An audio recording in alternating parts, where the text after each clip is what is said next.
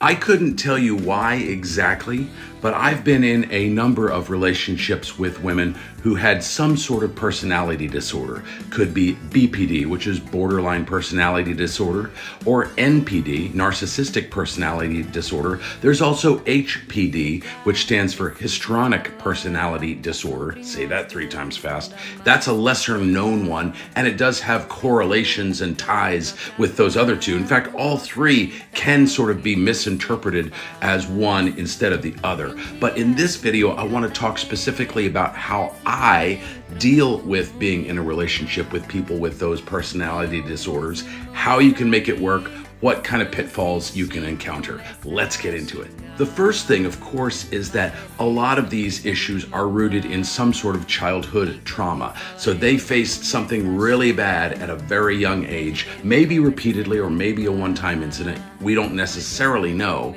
but it formed this kind of way of thinking about the world and a way of connecting with other people that is quote unquote different from how you and I, if we are normal, might look at things. But to be in a relationship with somebody with one of these personality disorders requires a great deal of patience, empathy, and understanding.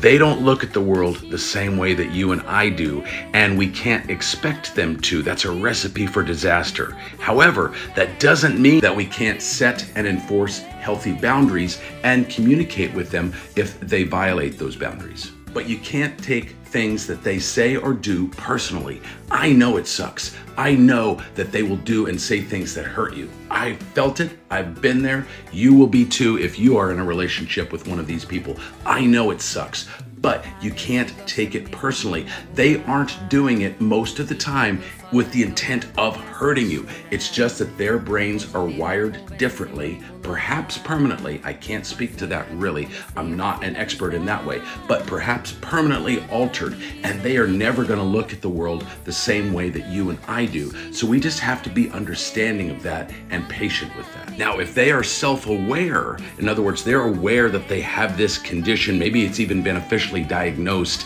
if they're aware of it, that is half the battle. They can learn to recognize their own triggers and their own trauma responses, and they can begin to modify their behavior when they recognize those patterns. That's huge. It doesn't mean it's gonna just go away at all. No, it doesn't mean that, but it's huge that they have that level of understanding. And if you can find a person like that, that is golden, because you will have a much greater chance of success in a relationship with somebody like that, as opposed to somebody who has no clue that they have one of these conditions. Have you been in a relationship with somebody with one of these conditions? Have they been officially diagnosed that way? Have you been officially diagnosed that way? Let me know your experiences about relationships down in the comments. But for now, I'll see you in the next video.